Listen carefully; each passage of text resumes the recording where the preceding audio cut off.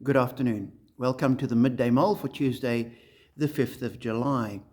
With Robert Murray McShane, one of the chapters we read today is Matthew chapter 15.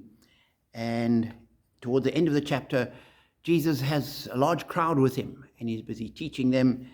And we're told Jesus called his disciples to him and said, "I have compassion for these people.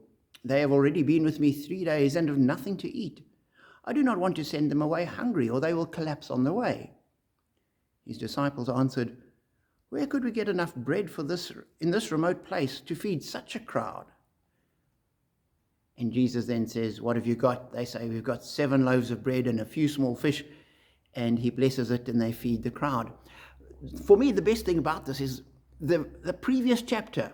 In chapter 14, we had the feeding of the 5,000. And Jesus says to the disciples, "How are we going to feed them?" One would have thought that the disciples would say, "Well, we've got nothing. We've got these.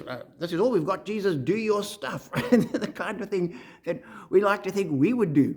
But the disciples are just so human. They're so slow to understand and so easy to focus on the problem and not understand Jesus as the solution. And for me, that's very encouraging, that the disciples seem to get things wrong so often. And I know how often I struggle and get things wrong and miss the point and have to try again.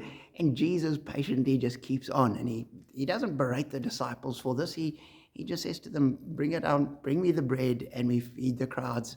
And they ended up collecting a whole lot of leftovers afterwards. And so for me, that's a great encouragement, that Jesus is patient with us. Far more patient than we are with ourselves, and much more patient than we are with other people. So be encouraged that if you don't get it, Jesus is good with that. He's not going to berate you.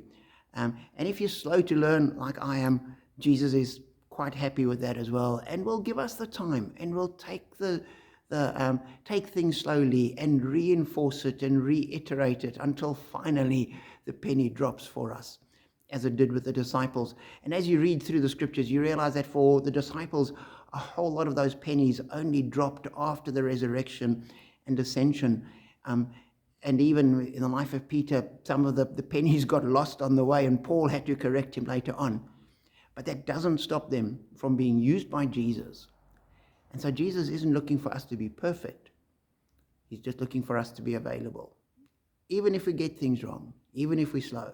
So be encouraged that Jesus uses people like me and like you, and we rely on him, not on ourselves. Be blessed.